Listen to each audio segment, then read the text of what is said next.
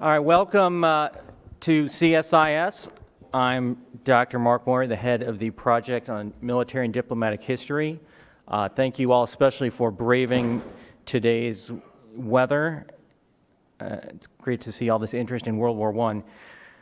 For those who haven't been here before, our project is focused on history that also provides insights into contemporary affairs. We're delighted to co-host today's event with the World War I Centennial Commission and the CSIS Project on Prosperity and Development. And Dan Rundy, who runs that project here, thank you to you for your support. When we think about, or when historians think about what are the most important events in world history, World War I usually comes out at number one. But Americans actually tend to be fixated on other wars like the Civil War and World War II, but this one is in many respects the most important, and we're here today to try to provide some additional awareness. So 100 years ago to this very day, Woodrow Wilson appeared before a joint session of the Congress here in Washington to deliver his 14 points speech. And Wilson had been a professor at Princeton and then was the president of that institution, and he drew upon his academic colleagues to come up with principles for European peace, which ultimately became the 14 points. It's worth remembering a little bit of historical context. This was, in fact, a rather presumptuous act to be doing this. At the time of the speech, the U.S. Army and Marine Corps were still getting organized, and the U.S. had yet to fight a significant battle in Europe. And it was certainly far from clear as to who was actually going to win. And we were at the same time giving our ideas for peace to countries who had seen a whole generation of people killed. For those who don't remember the 14 points, I will give a very brief overview. The panelists will go into more detail, but a lot of the points concern restoring and reestablishing countries that had been damaged by war. There was talk of giving a right, some sort of right to self-determination to colonial peoples. Senator Warner, if you could grab a seat here, we'll here in a minute. So point 4 talked about the need to reduce armament. And point 14 talked about an international governing body, which led to the League of Nations. And the 14 points remain a matter of great controversy, and you'll hear about some of that today. For some people, they're naive idealism or even dangerous. To those who are more sympathetic to Wilson, they prophesied, perhaps even laid the groundwork for today's rules-based world order. And the impact has certainly been profound. The 14 points greatly influenced the final year of the war and also very much influenced the peace. Wilson's worldview, at least as interpreted by some of the 14 points, created what has been called Wilsonianism. Before I introduce Senator Warner, I wanted to recognize a few other people who have helped make this event possible. Ambassador Todd Sedgwick, if you could raise your hand. Ambassador Sedgwick serves on the advisory board of the Centennial Commission and came to us at CSIS with the idea that became this great event. Dan Rundy of the Project on Prosperity and Development, instrumental again. His staff has also been great in helping the details, including checking people in here, but all the other administrative details, and Chris Metzger in particular. Also, is Terry Hamby here yet? The commissioner of the World War I Commission, I believe is going to come here. He probably got delayed by the weather as many have. Hopefully he will get here when conditions permit. So before we bring up our panel of distinguished historians, who are three of the very top historians of World War I, we're going to hear from another member of the World War I Centennial Commission, the Honorable John Warner, who is also a CSIS counselor. He's a former 5-term senator from the Commonwealth of Virginia and Secretary of the Navy. At the age of 17, he volunteered for active military duty, which I didn't realize, serving first as an enlisted sailor in the final years of World War II, and then as lieutenant in the U.S. Marines during the Korean War. In 1969, he received a presidential appointment as Undersecretary of the Navy and later became Secretary of Navy during the period of conflict in Vietnam. Between 1974 and 1976, Senator Warner was confirmed by the U.S. Senate to serve as Administrator for the American Revolution Bicentennial Administration. In 1979, was elected to the Senate and served 5 consecutive terms, establishing a record of being the second longest-serving senator in the history of the Commonwealth of Virginia. And during all of his 30 years in the Senate, he served on the Armed Services Committee, and in his final years, the committee members elected him to leadership positions, first as a ranking Republican, and then for his last 6 years, he was full committee chair. So, ladies and gentlemen, please welcome Senator John Warner.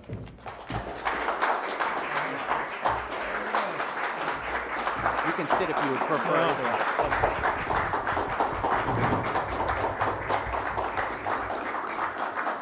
Thank you very much for that resounding introduction. You're in good luck today. Each of you come through this questionable weather to join us, because I got a terrible cold and I can't talk with anybody for 5 minutes. How about that? The most dangerous thing to ever give a retired senator a microphone with no restrictions on who's going to take it back and away from him. But I'm quite anxious, as you are, to move on to a wonderful panel discussion on a subject that is really becoming quite interesting all across the country. I must confess that my father was a Army captain, United States Army 5th Division in World War I, in the trenches. He was a medical doctor, and he was right out on the front lines doing the triage as they brought the wounded in. He had the difficult task of saying, we can save this one, we can't save that one.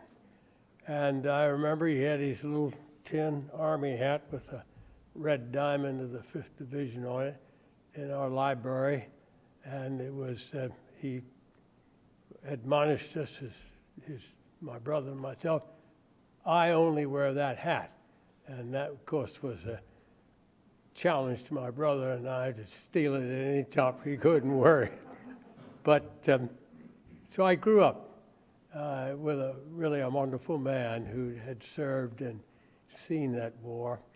And for me now to have the opportunity in my final years of life to share with you and many others an interesting afternoon like this with 5 individuals who've given their careers over for a minute to put together a monologue and share with you their own information on a vital subject.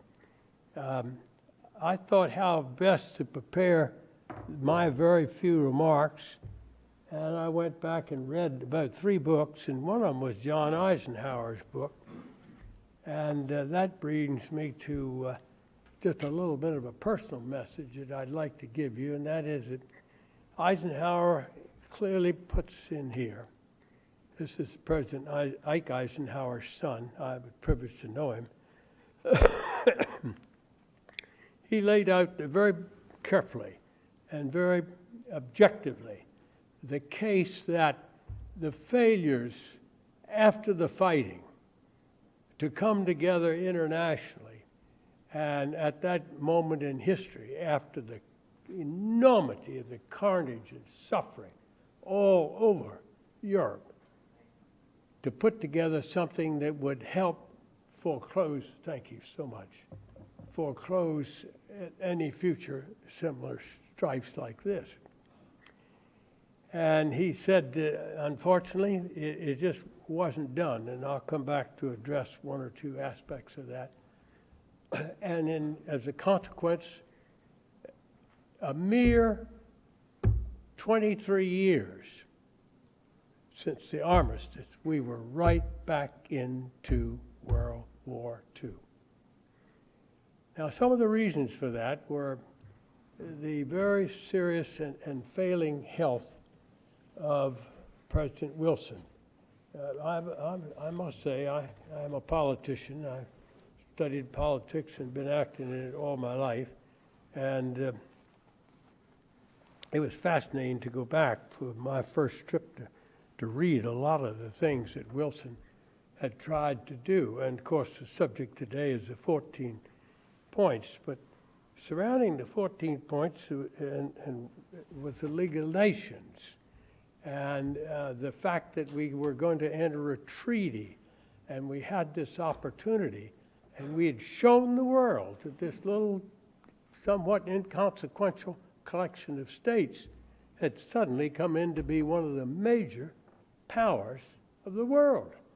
And it's absolute clear case that our contributions and sacrifices led to the final victory and the defeat of the German military and their allies.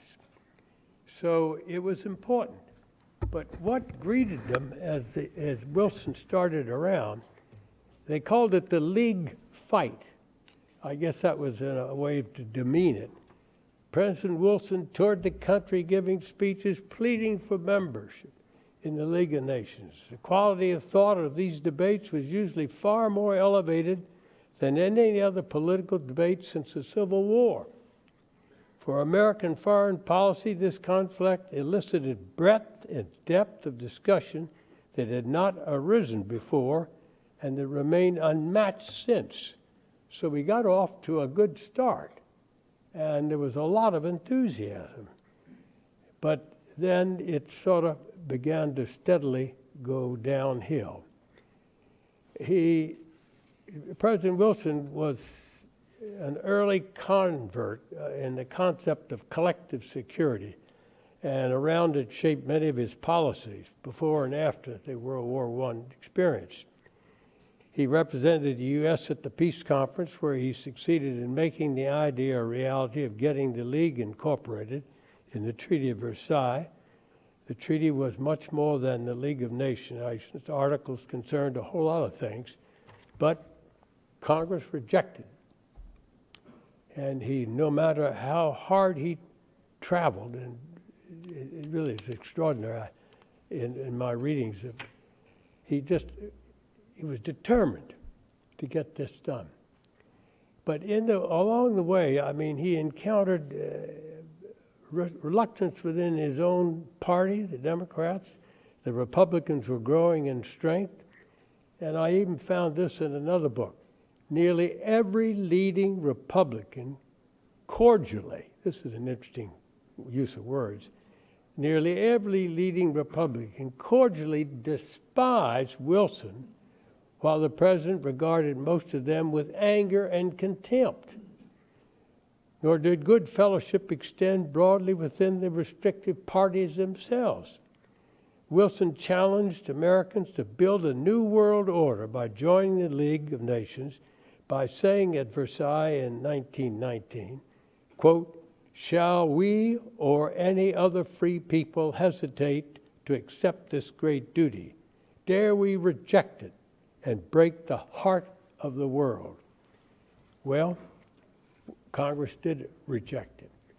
But if you go back in and as I've done, and as I'm sure our panelists are going to do it, and I want to carefully not tread in their domain, there are time and time again references to if Wilson had only shown the slightest willingness to compromise, he could have seized it and fashioned a compromise agreement.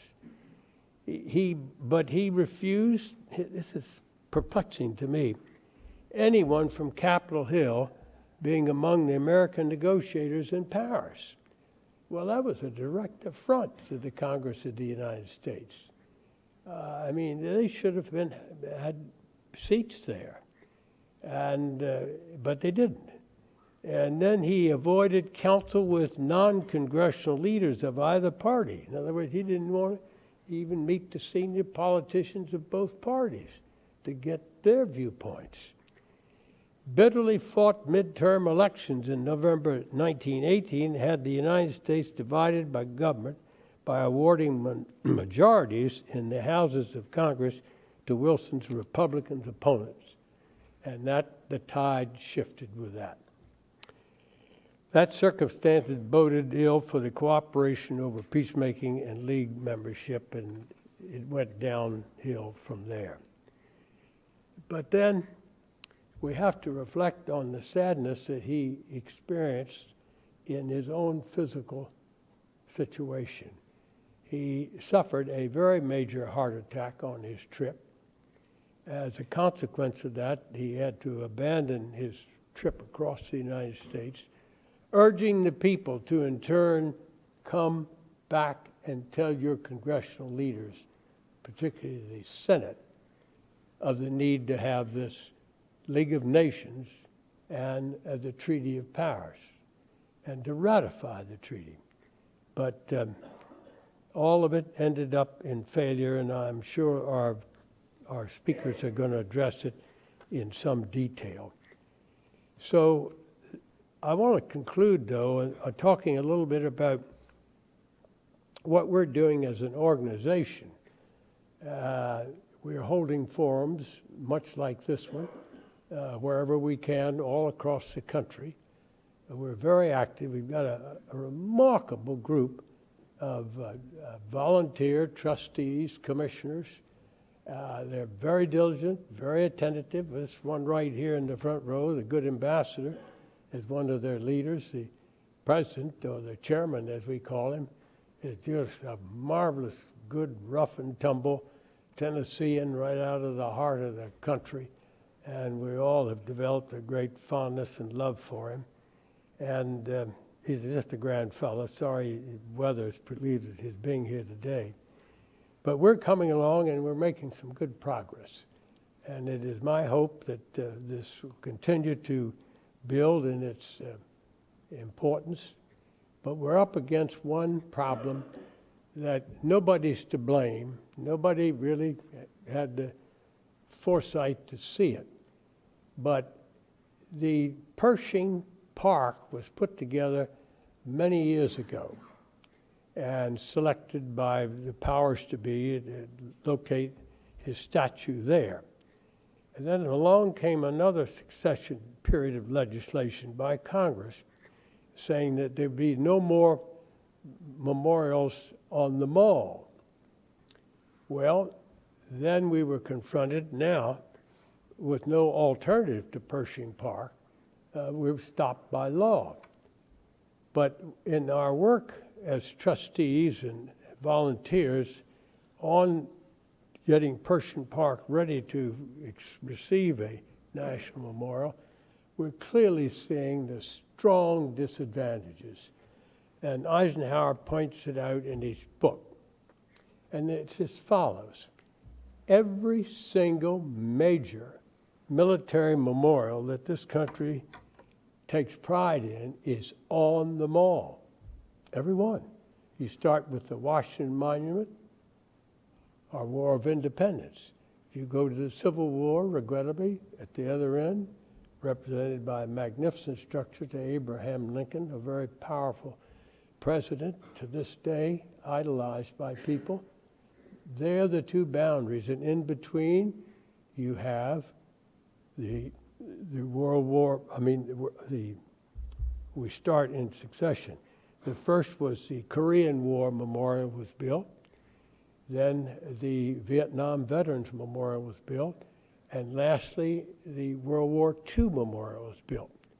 And that's why we feel ever so strongly that our national monument to World War I should likewise be on the mall and equated in significance to the other great memorials. And a group of us, the ambassador and I, and Terry Hamby, the chairman, and the members of the commission are trying to get a modest little passage through Congress of a needed amendment to give the option to do it. And so we haven't given up. We're in there still fighting. But this session today is just another building block towards drawing America's attention to the importance of this. The casualties in World War I were extraordinarily high. Terry Hamby uses the statement that the combined death and wounded in World War I exceeded any of the major battles that we experienced in World War II. So I think we all have a moral obligation to see that this anniversary of 100 to the armistice coming up November the 11th on this year is done with the dignity befitting all of the sacrifices made by that generation 100 years ago. And my father among them, I'm proudly to say. And so I thank each of you for finding the opportunity to come today. I particularly thank our panel, and CSIS has been a second home for me for years. I was just a youngster crawling through the halls of Congress when Admiral Arleigh Burke and Dave Abshire, our distinguished representative here in the front row, knows, began to put together the concept of this marvelous organization. It represents the premier crew among the growing importance of think tanks in the nation's capital. I'm going to say this bluntly. I'm free to say whatever I want to say now. And I've watched in the 30 years I was in Senate the concept of think tanks, and you could almost name on 10 fingers the number in town in those days, grow to where they're in the hundreds today. But they perform a very vital function. They can have forums like this. They have no restrictions whatsoever on what should be said. They're devoid of, most of them, politics. I mean, sure, plenty of politicians like myself would love to come. I've spoken here many times through the years, but it's not looked upon as a political organization. It's largely supported by contributions from within the private sector, almost entirely, occasionally a government grant or two. But they've done a magnificent job of really filling somewhat of a gap that has existed here between what Congress is able to do and the executive branch are able to do by working together. There's a void in there.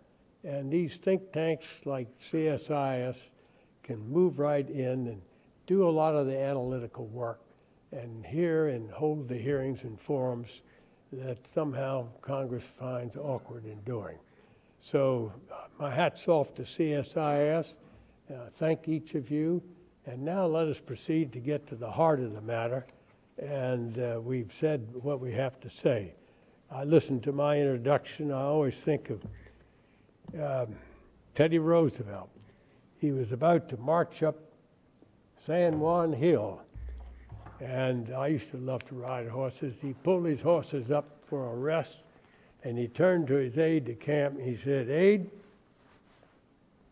whichever one of us gets to the top of the hill first can become president of the United States." Well, this rather diminutive young sergeant sort of looked at him and said, "Well, that's very interesting, but I have to tell you honestly, Mr. President, all I ever want in life is to return home safely and become sheriff of Dinwiddie County." Well, I'm now just sheriff of my own county. Thank you very much.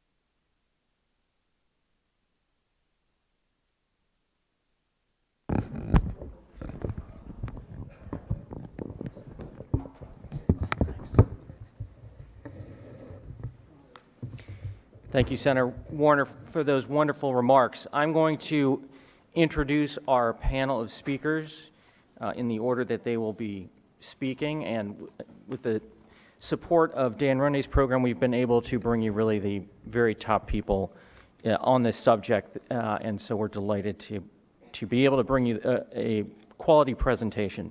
So the first person speaking will be Jennifer Keene. She is the professor and chair of the history department at Chapman University. She's also the current president of the Society of Military History. She's published 3 books on the American involvement in the First World War. The first is Doughboys, the Great War, and the Remaking of America. Second, World War I, the American Soldier Experience. And 3, the United States in the First World War. Among the many awards she has received for her scholarship are the Fulbright Senior Scholar Awards to France and Australia and the Mellon Library of Congress Fellowship in International Studies. She's currently working on several projects related to the World War I centennial, including a book on African American soldiers and a new synthesis of the American experience during the war under contract with Oxford University Press. And she's also a member of the Historical Advisory Board of the World War I Centennial Commission that we heard about from the senator. Next will be Michael Nyberg, who's seated next to me. He is the inaugural chair of war studies in the Department of National Security and Strategy at the United States Army War College. He too is the author of many highly regarded books on the First World War and also on the Second World War. His 2011 book, Dance of the Furies, Europe and the Outbreak of World War I, was named one of the 5 best books on World War I by the Wall Street Journal. In October of 2016, Oxford University Press published his Path to War, a history of American responses to the Great War. And our third speaker will be Erez Manella. He is professor of history at Harvard University, where he teaches international history and the history of the United States in the world. He also serves as director of graduate programs at Harvard's Weatherhead Center for International Affairs and co-chairs Harvard's International and Global History Seminar. His most recent book is Empires at War, 1911 to 23, co-edited with Robert Gerwarth. The book of his that's most relevant to today's discussion is The Wilsonian Moment, Self-Determination and the International Origins of Anti-Colonial Nationalism. Erez has held fellowships from the National Endowment for the Humanities, the American Academy of Arts and Sciences, and the American Council of Learned Societies, among others, and he was a Burkhardt Fellow at the Radcliffe Institute for Advanced Study. So, Dr. Keene, if you could start us off.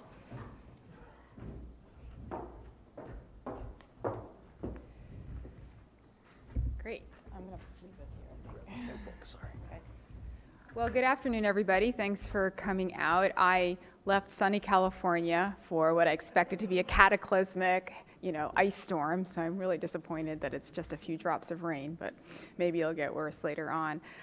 Thank you very much to CSIS for organizing this event. It's really a great opportunity to talk about the importance of the First World War. So I wanted to start out today by, in a sense, kind of stating the obvious, which is that it's very easy to mock Woodrow Wilson. And I think the person who did it the best was French Premier Georges Clemenceau, who purportedly offered this disparaging line: "God gave us 10 commandments and we broke them. Wilson gave us his 14 points. Well, we shall see." I don't think he really said it, but it's a very good quote, so I'm going to repeat it anyway. But Clemenceau did say this: "Talking to Woodrow Wilson is like talking to Jesus Christ."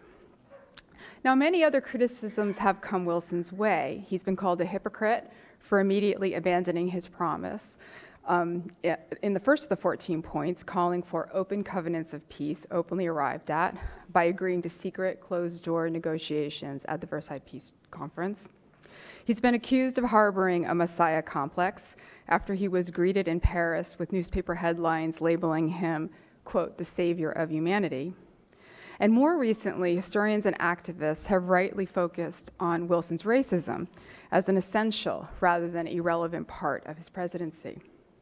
However, by far, the most condemning insult flung his way is not to call him a racist, but to call him an idealist. The 14 points, which is our subject today, Wilson's blueprint for the post-war world, often offers much evidence for putting Wilson in this idealistic camp, dreaming an impossible dream. In this document, Wilson called for freedom of the seas, free trade, disarmament, a, quote, free, open-minded, and absolutely impartial adjustment of all colonial claims that took into consideration, quote, the interests of the populations. But most condemning of all was point 14, and I'm going to read it, quote, a general association of nations must be formed under specific covenants for the purpose of affording mutual guarantees of political independence and territorial integrity to great and small states alike. Now, Wilson wasn't the first to advocate for an international organization for collective security, and nowhere in the 14 points does the term self-determination actually appear. But nonetheless, these would be the two concepts, perhaps the most idealistic, that would hereafter ever be associated with Wilson.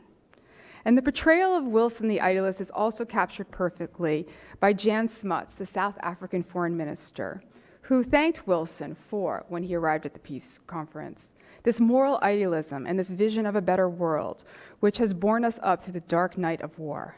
Let us not underrate our opportunity, he said. The age of miracles is never past. Now, after all of that, no wonder American editorial cartoons pictured Wilson blowing soap bubbles into the sky. Now, Wilson clearly had an international audience in mind with the 14 points, and he was trying to introduce an element of hope in a difficult time. But I would argue that all these portrayals of Wilson as an idealist have obscured his pragmatic side.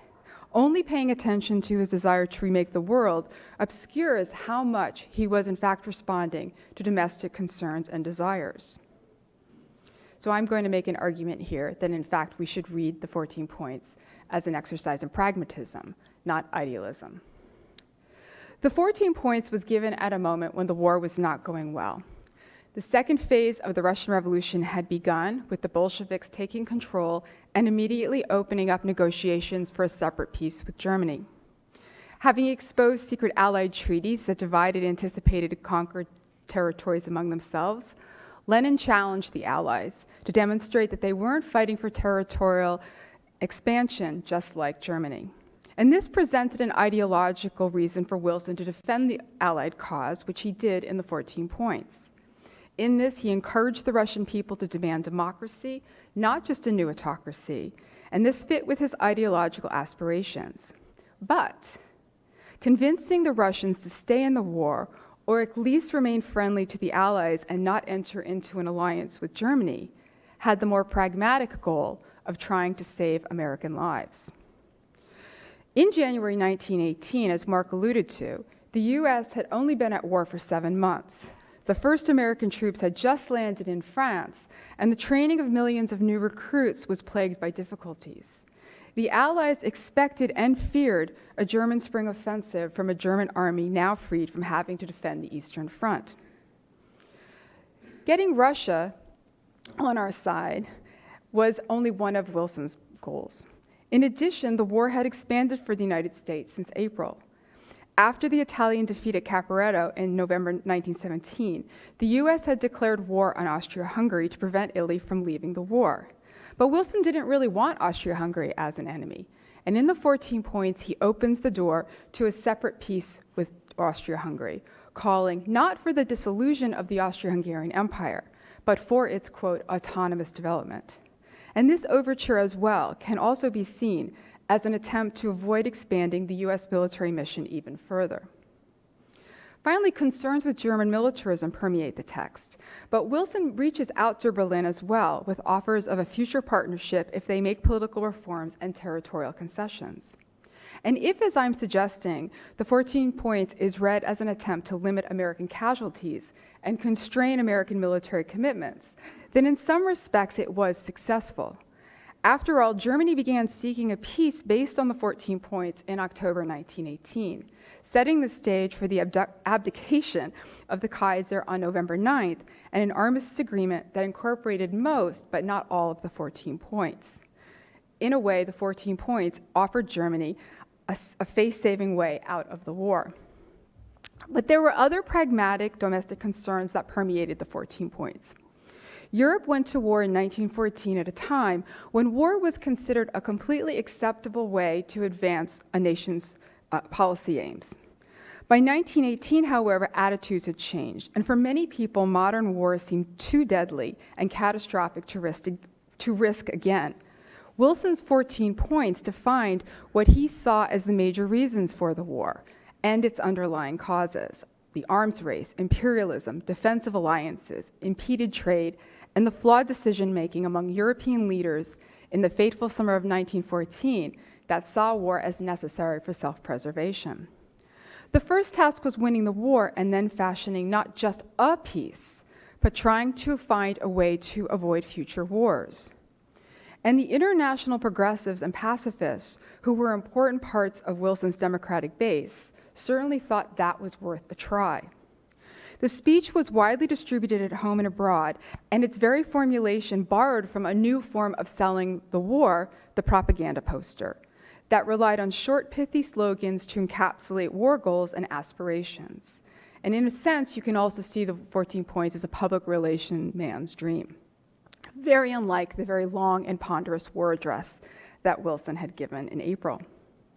And progressive thinking was also an integral part of the 14 points, not just in its final formulation, but in the process of its creation. The final document was based on a draft provided by the Inquiry, a group of experts assembled to advise Wilson on the numbing array of regional issues a peace settlement would have to address.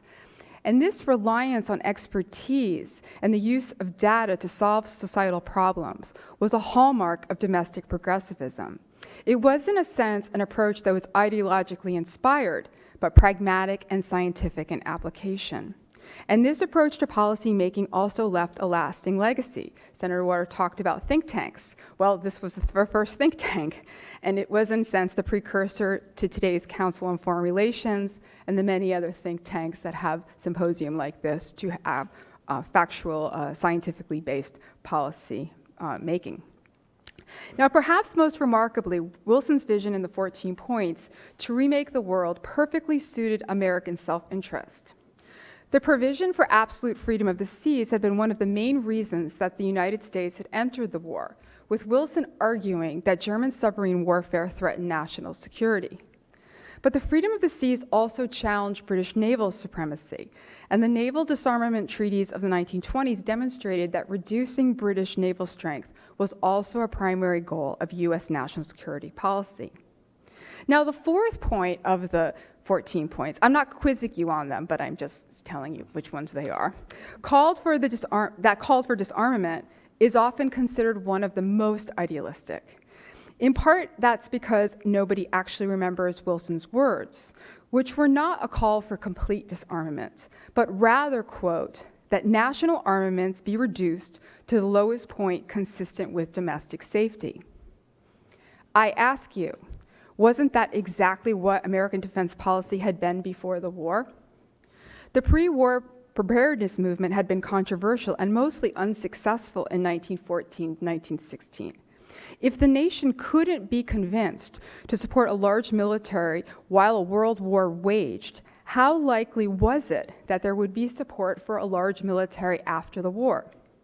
Well, as it turns out, not very likely. The U.S. reverted once again to maintaining a relatively small defense establishment. And again, I ask you, was it idealistic or pragmatic to convince the rest of the world to adopt a similar attitude towards their military establishments, given that there was no political will in the U.S. to support a large military? Finally, the points that emphasized territorial readjustments were framed to satisfy the desires of many Americans. The atrocities committed by Germany in Belgium, the so-called rape of Belgium, had been well publicized in the U.S. and was a fixture of U.S. wartime propaganda. Demanding restitution in point 7 sat perfectly with the expectation that the U.S. was fighting the war to save Belgium, and France as well, including the restoration of Alsace and Lorraine to France, point number 8. Finally, the recent waves of immigrants from Southern and Eastern Europe to the U.S. created strong interests within these communities over proposals concerning Poland, Russia, Italy, and Serbia, other points in the 14 points.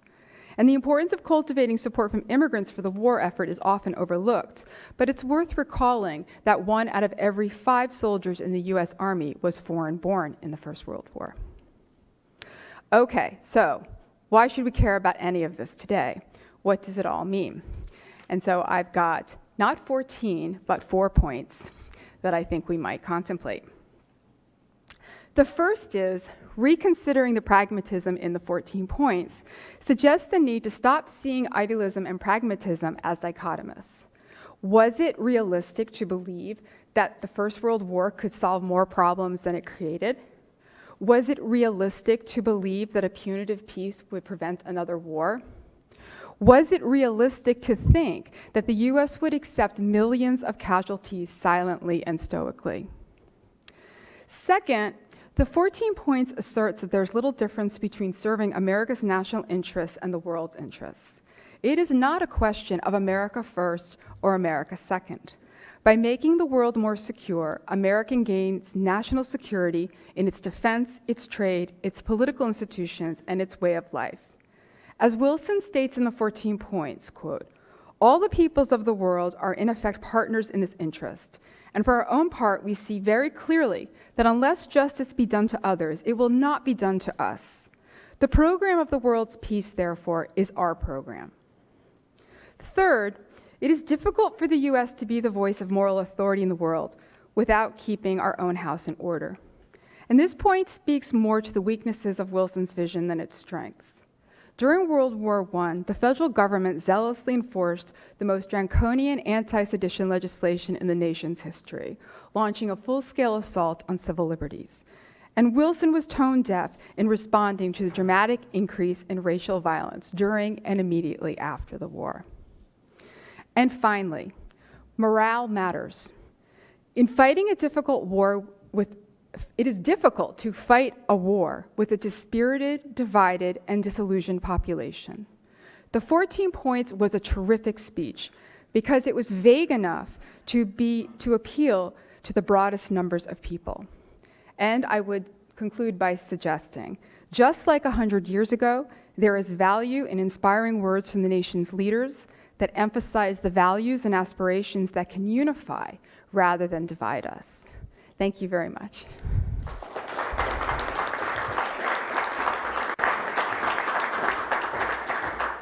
Thank you, Jennifer. I actually introduced the speakers in incorrect order.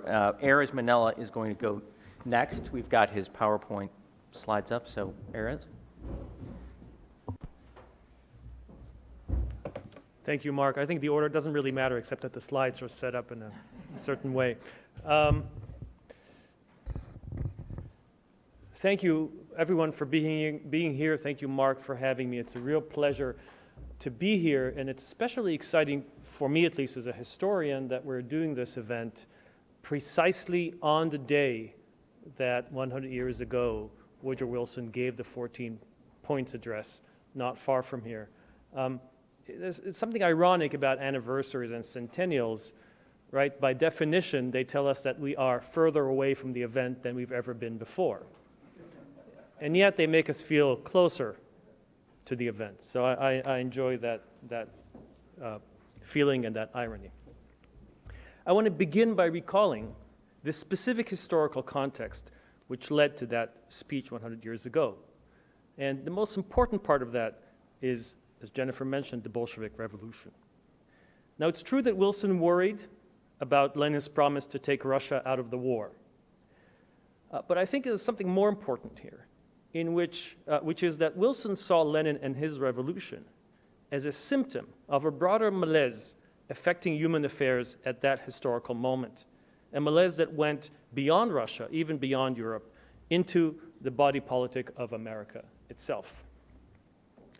And I further want to argue to you that Wilson's perception of the threat that Lenin posed grew out of his analysis of the challenging facing the United States domestically in his time. Now, what do I mean by that? Wilson came of political age in what we now know as the Gilded Age, an age of profound historical transformation in U.S. history. If we wanted to sum it up, we would include an age of rapid globalization, large-scale immigration bringing new diversity and new tension into U.S. society, sweeping technological and economic changes, recurring financial panics and social dislocation, And finally, steep rise in inequality with attendant strains on the social fabric. In short, his time was one not unlike our own. Now, Wilson, looking at all that, serving that landscape, worried about the decline of democracy in America in the face of the growth of unaccountable power held in the hands of the few. And he was thinking in particular of the great financial and industrial barons of the era. Let's see if this works. He was worried about two dangers to stability at home. One, as I said, the decline of democracy in the face of growth of unaccountable power, which I depicted here on the right with J.P. Morgan. And he was worried equally about what he saw as the inevitable reaction to this concentration of wealth and power, namely social unrest and indeed revolution. And this I depict on the left with a picture of a less famous but arguably no less important character, Leon Czolgosz, who was, anybody know? The assassin of President McKinley. Exactly. So what was Wilson's answer to this as a political leader, as a president? What he wanted to do as a progressive, in the sense of the early 20th century, was to push for a stronger government role in the economy in order to promote economic stability, to advance protections for labor, and to break up monopoly capital. In other words, what he was looking for is a third way between plutocracy and anarchy, a path of reform that would check unaccountable power and in that way stave off upheaval and revolution. So that's a domestic scheme. And Wilson was a domestic thinker. He was a scholar of U.S. history, U.S. constitutional history and constitutional structure. He gave very little thought to international affairs or international relations until after he became president. And so he used the scheme that he had developed in his mind for thinking about U.S. domestic affairs to think about world affairs as well. Looking at the international arena during the Great War, he spied a similar dialectic at work. And I just put Wilson here, positioning himself in the center. And the dialectic he spied in the international arena was similar in structure to this. You had unaccountable power on the right, which for him was symbolized by the German Kaiser, but we could also put the Russian Tsar there before his abdication. And on the other side, you had, for him, the inevitable reaction to unaccountable power, which is revolution. That is to say, Lenin. And for Wilson, his task, America's task in the war, in the world, was precisely to find that middle way, that third way, that path to reforming international order in such a way that would make it more accountable and therefore more stable and less revolutionary. Now, when Lenin and the Bolsheviks first came to power in November of 1917, Wilson knew very little about him, about his movement. We have to remember how marginal this group was before they came to power. But he knew enough to know that he didn't like their program, that their program was about anarchy, not about order. After all, what Wilson wanted is change in order to improve the liberal capitalist order. What Lenin wanted was to tear down that order. They both shared the sense that world politics had to be transformed, but the transformation each of them wanted was very different. Wilson sought to chart, as I said, a third way between reaction and revolution. For Lenin, and Lenin sees this analysis very clearly. He says it clearly. For Lenin, the choice was stark. You could either have reaction, which he defined as capitalism and imperialism. Of course, the two were, in his mind, intimately connected. Or you could have revolution. For Lenin, there was no third way.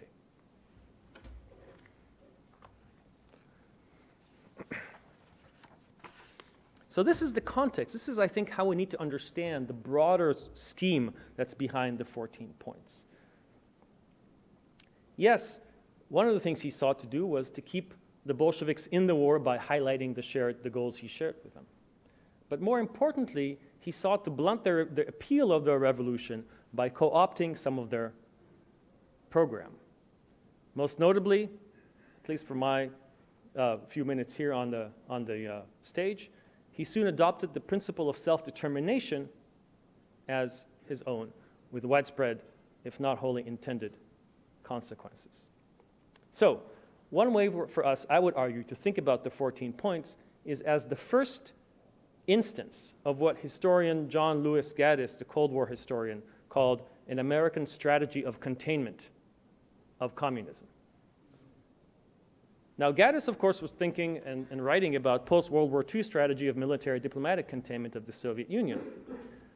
But containment was bigger than that. Containment also sought to contain the spread of communism as an ideology, at least as much, if not more, than it aimed to contain Soviet state power. And we have to remember that the 14 points were coupled with U.S. support for an Allied military intervention in Russia that tried to roll back the revolution. But if the 14 points were, as I argue, the first salvo in a strategy of containment, it was not a passive containment that sought to restore the world before the revolution. It was a strategy that was founded on Wilson's view that long-term historical trends, what we will call today modernization and globalization, required. It's not that he thought that this would be a good idea or would lead to some kind of ideal world, but that the situation, the crisis, the global crisis, required a major transformation of international order, and that the devastating shock of the war itself, about which Senator Warner reminded us so eloquently just a few minutes ago, the devastating shock of the war itself made that transformation both more urgent and also more possible, more likely, by shaking the foundations of the old order. Now, the 14 points were the first outline. They weren't the complete articulation. They were the first outline of Wilson's vision for that new order, what we now call a liberal internationalist order. They included free trade, freedom of the seas, open diplomacy. They also included, and this was a very novel idea at the time, a permanent international organization, a League of Nations, that would facilitate international collaboration for peace and stability. But the one element of the 14 points that I want to focus on for the remainder of my time is the principle of self-determination and how that fits into the broader scheme. Now, contrary to still common perception, the phrase itself, self-determination, was nowhere to be found in the January 1918 speech. Still, it's understandable that it's been remembered as part of that speech because in some sense its spirit did permeate the address. For example, several points in the address called for, quote unquote, the autonomous development for the peoples of the Ottoman and Habsburg empires. He didn't quite define what autonomous development meant, and that was part of the point. Now, Wilson was no expert on the history, demography, and politics of these regions, but even he knew that demands for self-determination were part of what helped ignite the war. It did begin, after all, with the assassination of an Austrian archduke in the name of the self-determination of the South Slav people. So in his mind, he wasn't introducing a new principle into international discourse. He was simply adopting one that was already out there, as he called it, a necessary principle of action. But the point that I find most interesting of all, let's see if this is going to work. Yeah, I mentioned these. This is the point that I find most interesting of all. Point 5, this is not the precise text of the entire point, just a summary. Basically, in point 5, Wilson called for the adjustment of all colonial claims given, quote, the interests of the populations concerned, that is to say the colonial populations, equal weight with those of colonial governments. This isn't a full-throated endorsement of anti-imperialism, but for its time, for an American president, it was quite a departure from American policy. Now, why do I find this so interesting? Well, first of all, it's that we know from the paper trail of the 14 points address that we find in the archive that it was the one point of all of the 14, it was the one point that Wilson drafted entirely on his own. All the other points were based on various drafts that he had gotten from his advisors, from his experts, in one way or another. This one originated entirely with him, which I think is fascinating. It was not drawn from the recommendations handed to him by his advisor, and it's especially interesting because it injects what we might call the colonial question into the discussion of the post-war order, and this was a question that he didn't need to inject. Most of his close advisors, and certainly his closest allies abroad, the British and the French, were uninterested in talking about the colonial question at the Paris Peace Conference. Would have preferred he leave it out entirely. And yet he didn't. And after all, it's point 5 that eventually leads to what we later becomes the League of Nations mandate system, a system that challenged, at least in principle, the sovereignty, the complete sovereignty of colonial powers. It made them, in theory, caretaker governments, accountable, and this is a key word here, accountable to a higher international authority. This goes back to what I said before about his sense of the need to increase accountability in international affairs. And what this tells me, and the fact that he added this point into his 14 points address, maybe he thought 13 points would be unlucky, but I think it's got to be more than that.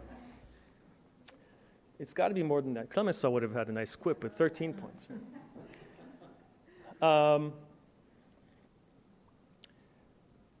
So why did he introduce the colonial question into his peace plan, even when there was no obvious pressure to do so?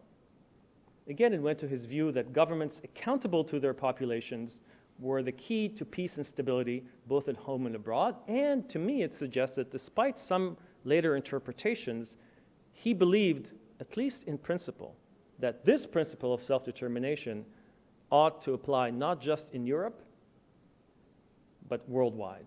Although he also believed that its implementation, especially outside of Europe, would be slow, would be gradual, would take time, and that's where he parted ways with many colonial activists who heard his rhetoric and acted on it. So, by the war's end, as Jennifer reminded us, the president becomes a world-famous symbol of the coming of a new world order onto which various groups, both within Europe and outside of Europe, projected their fondest hopes and dreams. And it's interesting, even to this day, in Prague you have various monuments and streets and avenues named after Wilson. At the same time, Viennese, Sigmund Freud is a great example, despised Wilson for having ruined their Austro-Hungarian Empire and their beloved Vienna. He becomes a symbol. His words helped inspire and mobilize anti-colonial movements in regions from North Africa, stretching from North Africa to East Asia, including in Egypt, in India, in China, and in Korea, all of which exploded in protest, popular protest, in the spring of 1919. And if you're interested in more on that part of the story, my book, The Wilsonian Moment, is basically a full-length treatment, and I'm happy to talk about this in Q&A as much as you like. Now, Wilson's failure to make good on his perceived promise of self-determination led some anti-colonial activists, and I also talk about that in the book. These activists include the young Ho Chi Minh, they include the young Mao Zedong, they include the young Jawaharlal Nehru, all of whom are just beginning their political careers. Indeed, arguably, some of them, certainly it's true for Ho Chi Minh and Mao, their political careers are significantly launched at that moment.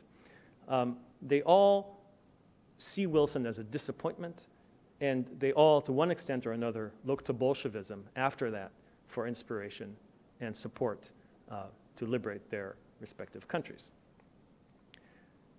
So what I put before you is that despite his failures, and they were legion, Wilson made self-determination a central principle of international legitimacy, where it persisted and still persists today. It was then notably revived by Franklin Roosevelt during World War II, when he compelled the reluctant Churchill to include it in the Atlantic Charter. Roosevelt also took it further than Wilson had, particularly as it applied to territories outside Europe, to the colonial world. For Wilson, self-determination outside Europe was not beyond the pale, but it was a low priority. For Roosevelt, it was an urgent issue. And if we look at the anti-imperialist zeitgeist in wartime, in wartime U.S., in wartime I'm now referring to the Second World War, apparent, for example, in something like Wendell Willkie's 1943 bestseller, One World, we might think that self-determination would be central to U.S. post-war foreign policy. But here's the thing.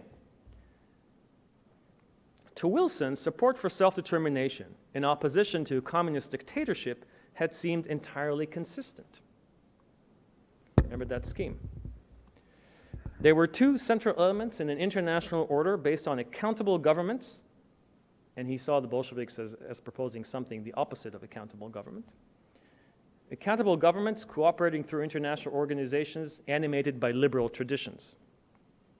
What he missed, we now know, is the tension, or a tension, one of the tensions, at the center of U.S. advocacy of self-determination. And that's the tension. What if a nation, having gained its self-determination, determines to take a path that is inimical to U.S. interests and values? How do you choose when the principle of self-determination clashes with other principles or interests that you hold dear? You being, in this case, the American policymaker. Already in the late 40s, we see Washington choosing containment over self-determination when it backed the French war in Indochina. And throughout the Cold War, the U.S. both supported self-determination of emerging nations on the one hand and undermined it in the name of containment on the other. Of course, the Soviets could be similarly hypocritical. After all, it was Lenin who first introduced the term self-determination into the wartime discourse in the First World War, and yet the Soviet Union, of course, invaded Hungary in 1956 and then Czechoslovakia in 1968 in contravention of that principle. So where does that leave us today? First, as I said, the 14 points were the origin point of the U.S. strategy of containment toward Russian communism. But it was more than that. As already mentioned, it was a founding document in the construction of a U.S.-led liberal international order, an order that, as solidified after 1945, has undergirded international relations for the better part of a century. Specifically on self-determination, it's an order based, this international order, is based on the proliferation of self-determining states. We had 20-something states in the world around the time of World War I, or around the time of the peace conference. We now have close to 200. That's self-determination at work. This led, on one hand, to more accountable governments, and on the other hand, to weak state and inflexible territorial configurations, among other problems. So thinking about the 14 points highlights the difficulties of constructing and preserving such an order. In particular, it highlights the contradictions embedded in such a project. Thinking of the 14 points as a founding document of the liberal order also reminds us that it is an order that is now facing unprecedented challenges, not least from the very place, not far from here, in which it was drafted. Now, the current circumstances, and historians always have to say this, are very different from those of a century ago. Still, just as Wilson understood the international upheavals of his time as part of a broader set of historical processes that encompassed both the domestic and the international arenas, as we saw the same large-scale processes at work both at home and abroad, we too must think of our own challenges in a way that puts developments both at home and abroad within a single analytical frame. Now, what do we see if we do that?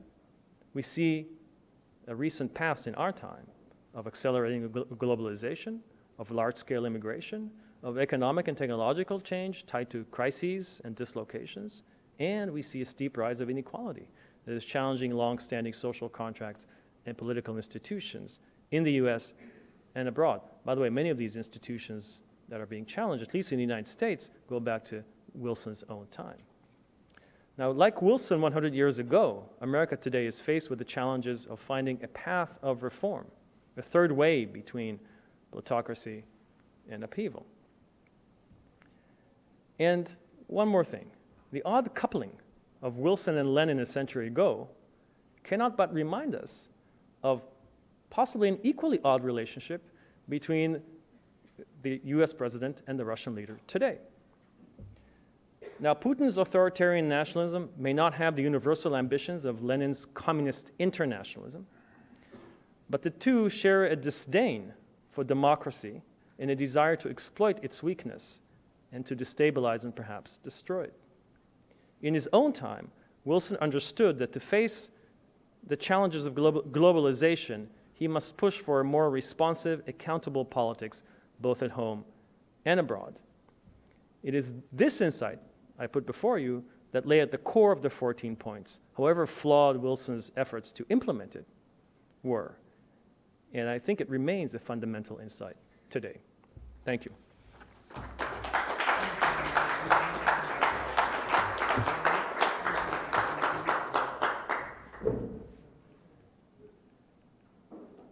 There we go. Well, I want to thank CSIS, thank Mark, and thank Senator Warner for all of your hospitality in bringing us all here together. At the U.S. Army War College, where I teach, we tend to teach war and peace as two sides of the same coin, but it seems to me that this is too simple and not quite right. War is a reaction to crisis, something like a 9/11, something like a Pearl Harbor, something like Germany resuming unrestricted submarine warfare in the spring of 1917, whereas peace is genuinely about grand strategy. What do you want the world to look like? What resources do you have to make it look that way? And what barriers, what limitations do you have to face? And that's one way to think about the 14 points, as a vision of what the world should look like and a vision of what the United States ought to do to make it look that way. Now, what I want to show you here is that grand strategy is really, really difficult to do. So I'm going to focus on those shortcomings and limitation ends of what the 14 points means. And I want to do it by introducing you to somebody else whose initials were WW. This is William Lynn Westerman, a professor of history in the summer of 1917.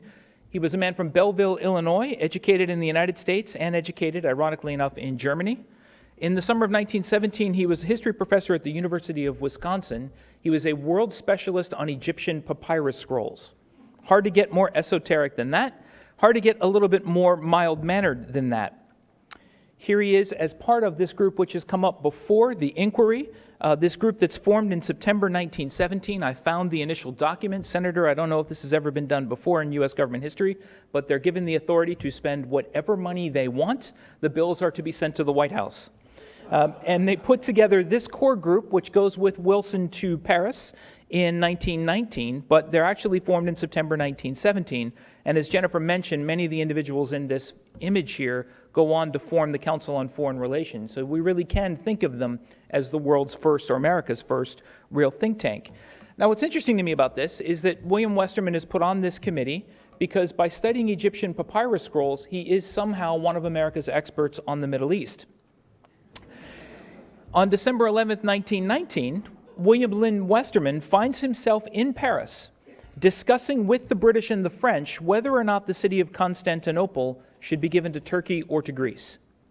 And to me, there's a really interesting symbolism in that. In the 2 years, this man, like the United States, goes from having no interest whatsoever in what happens to Turkey or Greece or Constantinople to actually having a voice in that final decision.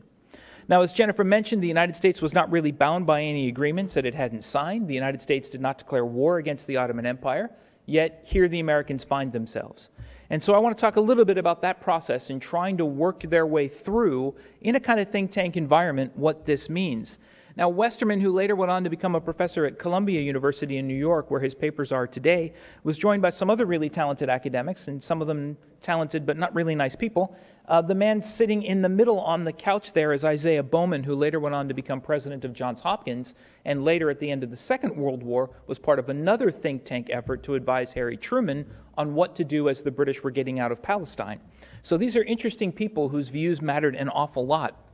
Now, Westerman admired a lot of what Woodrow Wilson had done, admired a lot of Wilson's ideals, but he remarked in his diary, no one knows just what is in the president's mind beyond vague phrases and beautiful ideas. Now, as Erez and Jennifer have mentioned, here's one of his vague phrases and beautiful ideas. The peoples of Austria-Hungary, whose place among the nations we wish to see safeguarded and assured, should be accorded the freest opportunity to autonomous development. Now, the professor in me immediately looks to the passive voice in that construction, should be accorded, without identifying who should accord it. But let's forget that for a minute. Unless one of my students is watching, then remember it absolutely for this moment.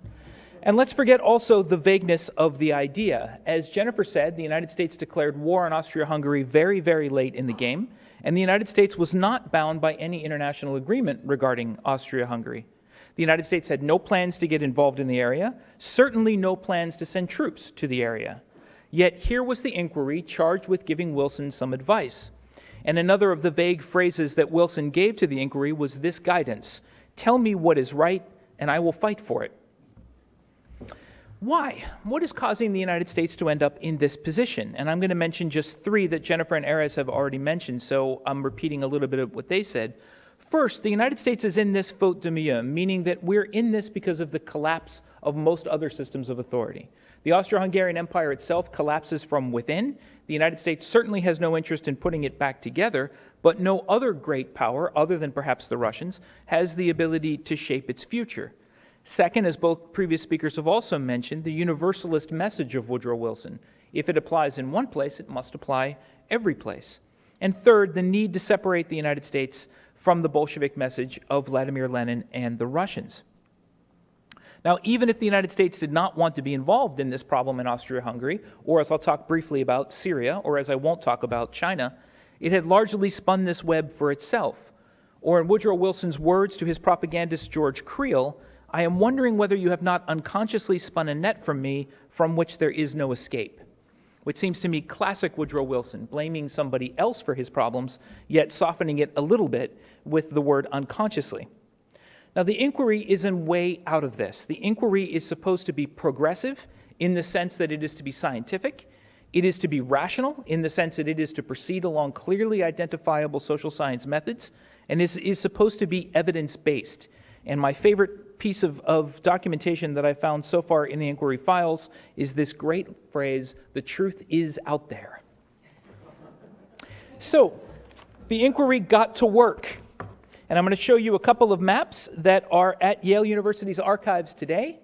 They start putting together things like this. Detailed analysis. What does the Austro-Hungarian Empire look like? What is it? Who lives there? How do we identify who lives there? These are incredibly detailed and, as you can see, gorgeously produced maps that look at oat production, that look at barley production, that look at where railroads go. Where do canals go? Who lives there? What do we do with them? This map is of the languages of the Austro-Hungarian Empire, and I love the way they tried to do this in an age before PowerPoint and computer programs, by shading different colors of ink to show different levels of intensity. Now, I don't know about you, but this isn't the way I would try to break up an empire, especially as people on the ground are saying, "Hey, look, these are people that recently moved in. Our claim to the land supersedes their claim to the land." A familiar phrase that we're going to have to be dealing with. It's the progressive mindset. If you get the right data and the right experts, the right answers ought to follow out. But as you can see from this map and from some of the other ones I'm about to show you, the answers aren't quite so simple. How can you make states that are ethnically consistent, economically sustainable, and strategically defensible? And I'll talk about that again in a minute, in just a second. Here's another one of the maps. This is an idea that they come up with. This is a federated Greater Austria based upon ethnic groups. In other words, if you can say that language is a marker of identity, and that itself I understand is a fairly controversial point, maybe the best way to handle this is to draw the lines this way, while keeping some sort of central authority over the entire region. Now, to me, I'm fascinated by ideas like this because they show that in 1919, in 1945, and other parts of history, there were a lot of possible outcomes. The way that history came out doesn't necessarily mean that that's the way it was destined to come out, which we historians call hindsight bias. How to put them into action? Let's say for just a moment that this is the future you want to create for Central Europe. How could the Americans actually do it? What modes of influence did the United States have? It's quite clear to everybody, and I'll show you one person in particular, that the United States has no intention of sending the United States Army into that to try to straighten it out and figure it out. It is equally clear that Woodrow Wilson did not want to do this by the power of economics. That is, he did not want to tie the resources of the United States economy into figuring out how to solve the problems of Central and Eastern Europe. He had questions about whether it was legal for him to do so, given that most of those assets were in private hands, and he had moral questions about how to do it. I have a British colleague of mine who insists that this came from his Presbyterian background. I'm not Presbyterian, so I have to trust his analysis on this. He's a religious historian, so I trust him as far as it goes, that forcing people to convert to his ideas was the wrong way to do it. They had to see the wisdom in Wilson's ideas for what they were. Thus, all of his appeals, as Jennifer said, to the publics of Europe over the heads of their leaders. Could a League of Nations do something like this? Could you create an international organization that could go in and somehow monitor this new, greater federated Austria that you had in mind? Now, I have no context for the next image that I want to show you, but I find it really interesting. This is another idea that the inquiry came up with. I don't really know how to interpret this so much. This is another suggestion for the way you might order Central Europe. This was going to be, as near as I can figure, 4 states, a Czechoslovak state, which doesn't quite correspond to the boundaries of the Czechoslovakia they created, the claims of the Yugoslavs, which I presume means they're going to create a state there as well, the claims of Serbia and Montenegro as they existed in 1914, and then a yellow state just called Corridor. So I'm not really sure what they thought they were going to be able to accomplish by this, but again, it shows the many ways that they're thinking. And one problem that they quickly realize that they've run into is that it's possible, it may just be possible, to create states that will be ethnically homogeneous. It may also be possible to create states that can feed themselves, that is, are economically sustainable. And it may be possible to create states that can defend themselves. It is not possible to create states that can do all 3. What do you want to prioritize? This is what produces ideas like the Polish corridor and the internationalization of the city of Danzig. It's these kinds of ideas that give the Sudetenland to Czechoslovakia, right? The understanding that the goals that you want in states, the things you want them to do, are in fact mutually incompatible.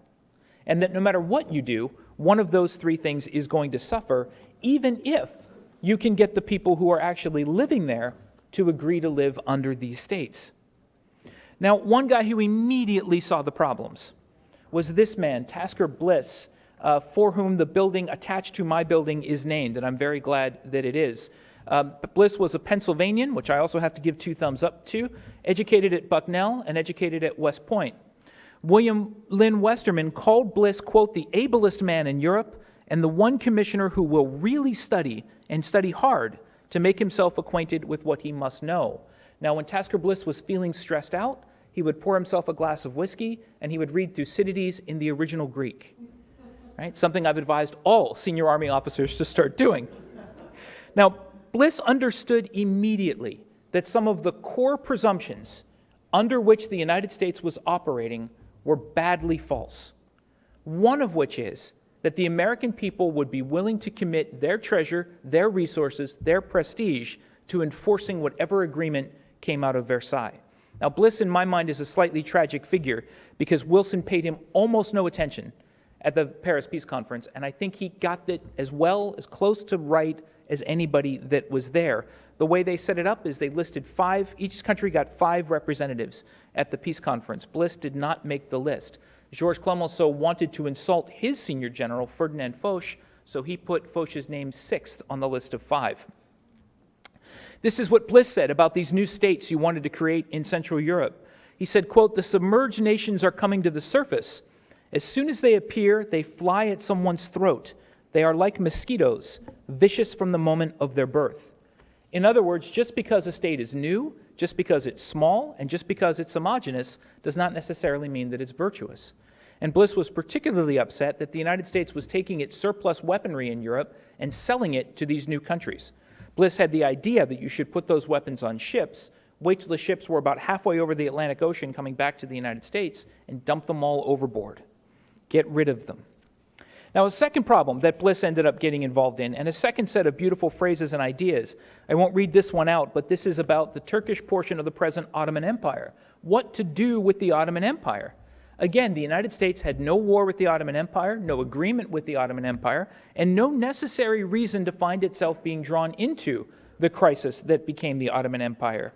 Yet there we were, And there was William Lynn Westerman sitting in a meeting to decide where the most important city of the region, Constantinople, would go. One problem for the Americans is that the British and the French want to operate on the basis of this map, the so-called Sykes-Picot map agreed to in 1916. And very quickly, what this is, the areas in blue would go under French control, the areas in red would go under British control, the area listed here as A would be under French influence, the area under B would go under British influence, and this little yellow bit right here, called Palestine, would be put under some yet-to-be-defined international territory. Now, the Americans hated this arrangement, both because it violated everything that was in the 14 points, and because the British and French had agreed to it secretly. The Americans found out about it when the Bolsheviks found it in Moscow and published it.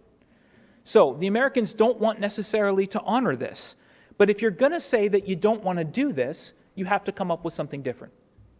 And the European challenge to the United States was that if the United States really wanted to walk the walk, the United States should take this as its own area. If you guys talked about Armenia for all those years and how awful the Turks were in Armenia, take over the mandate for Armenia. Take it over for Palestine. Put skin in the game.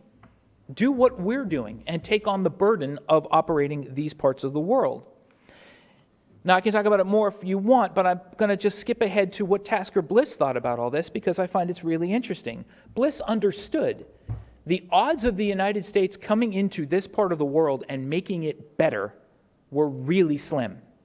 All the ideals, all the good ideas, all the wonderful things in Wilson's 14 points and in other documents simply weren't going to work.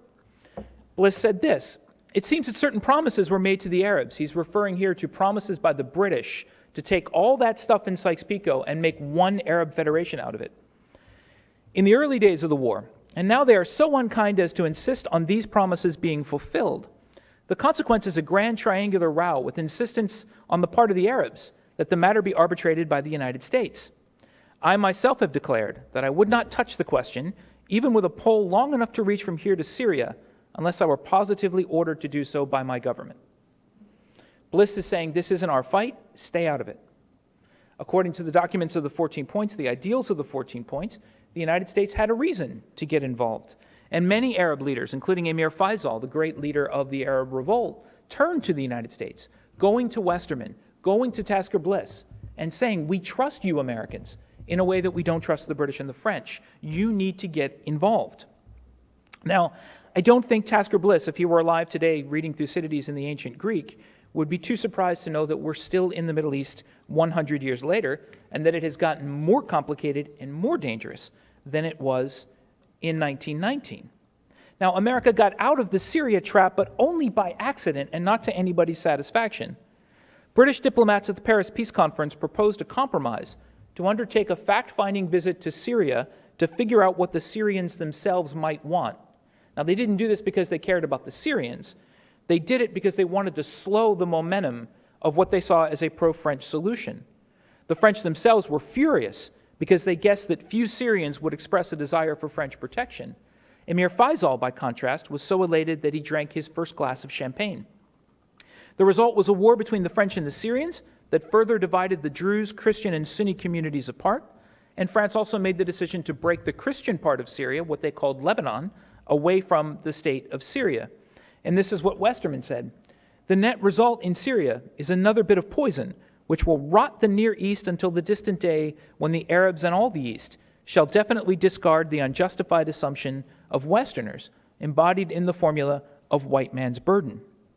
Syria, of course, remains a bit of poison, with no answer in sight and no obvious role for the United States to play. Now, Jennifer mentioned one of the great critics of Woodrow Wilson. I've seen it at least reported in French newspapers, so I think we can say that this is not apocryphal, that he really did say it, and knowing Georges Clemenceau, it's entirely consistent with the man.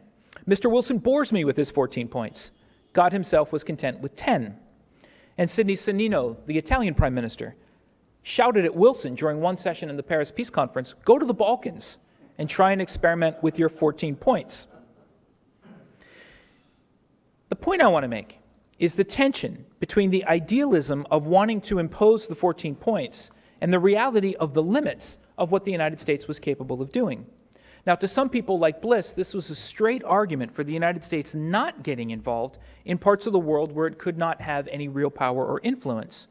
To others, it led to great disillusion, as the United States seemed to get itself involved in all corners of the world, and I didn't talk about China, but I could have talked about China here as well, without having the authority to back up those ideals. William Bullitt, who later went on to become the first American ambassador to the Soviet Union, later ambassador to France. There's a new biography out of him that I'm anxious to read.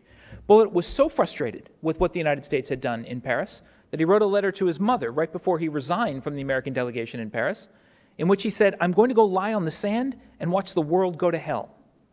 And Bliss himself wrote, "What a wretched mess it all is. If the rest of the world will let us alone, I think we'd better stay on our side of the water and keep alive the spark of civilization to relight the torch over here, after it's extinguished over here," meaning in Paris. "If I ever had any illusions, they are all dispelled." Now, I'm afraid there's no high note on which to end this talk. The Middle East, Russia, and East Asia remain trouble spots, and some, if not indeed all, of the roots of these problems, date back to the First World War era, a point that I try to make to my students at the Army War College and anybody who will listen, that the problems of this era, of this modern world, all date back not just to the First World War, but to the particular way in which the war ended and the particular grand strategic visions that the United States and the European great powers tried to put in place. Now, another thing that I try to talk to my students about is the ways in which the world was changing that these so quote-unquote great men didn't realize. The ways in which the people that Erez mentioned, Ho Chi Minh, Mao Zedong, Nehru, all these others, were not willing to accept the reimposition of European rule under the way that it had existed in the First World War. In that sense, the Paris Peace Conference represents a real transition and a real shift in the paradigm that very few people, including Tasker Bliss, fully well understood. Even if the United States tried to ignore the fact for another generation, and even if many Americans wish that it weren't so, because of the First World War, the United States was now fully a part of the international security environment from China to Syria and beyond, a role that this country continues to play a century later. Thank you very much for your attention.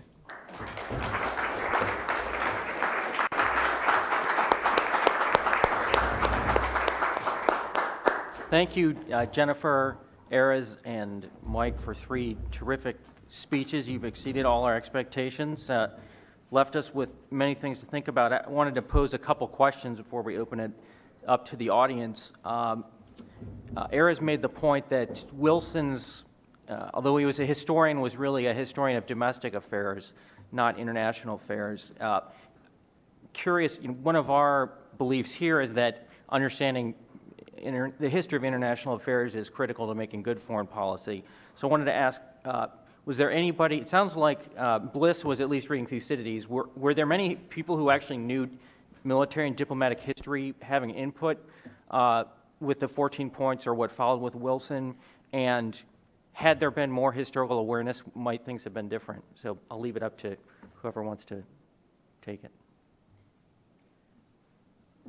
You're looking at me. You got to turn your... this.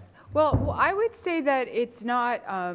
I don't like dichotomies, as you can tell. So I don't think that we should say that Wilson needed to have read deeply in European history or even have had necessarily strong advisors with that expertise. Wilson was an American historian, and he looked at the historical development of the United States as a model for how new societies and new countries could form. And he did believe in American exceptionalism, yet at the same time saw the American model as something that was transferable. And he looked at the history of the United States and saw a country that had absorbed large numbers of immigrants. We had people speaking many different languages, many different religions, and we had been successful in coming together as a nation. And so in that sense, if that's the model in your mind, there's no reason that these new fledgling European nations, as empires disintegrated, couldn't do the same thing. So I think that, in a sense, his historical understanding did not necessarily have to be European-based to have, in a sense, mind that this could be a successful model to follow. I mean, there, oh, sorry, go ahead. I entirely agree. You have to press the button. Okay. That's good. Should I unpress it now?